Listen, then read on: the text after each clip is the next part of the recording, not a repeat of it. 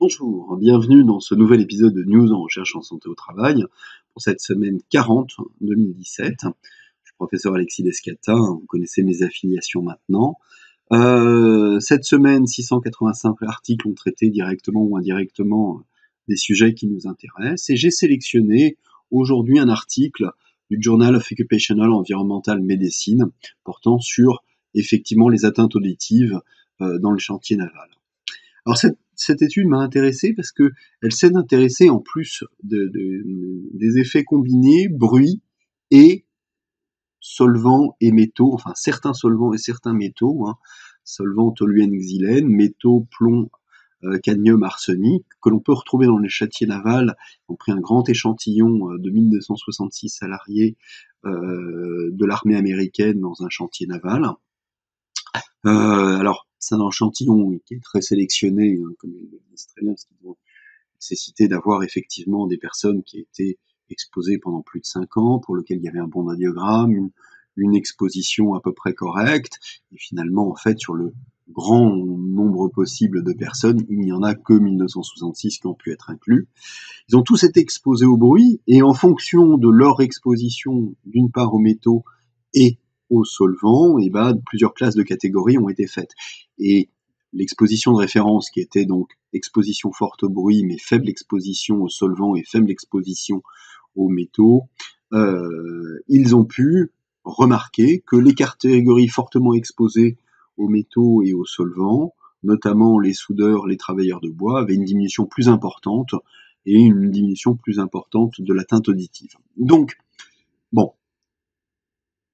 c'est sûr que cette étude a de nombreuses limitations que je ne vais pas détailler ici, mais qui sont principalement sur des effets de sélection, puisque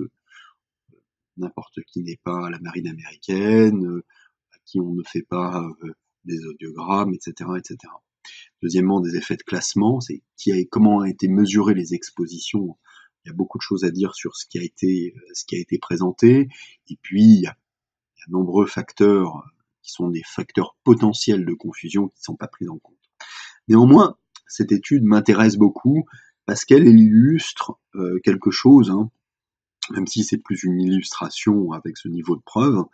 que globalement, même si elle ne change pas nos pratiques, au contraire, elle les renforce, et elle les renforce, je veux dire, elle appuie sur quelque chose qui est fait depuis de très très très nombreuses années, qu'on apprend aux praticiens aux praticiens en santé au travail,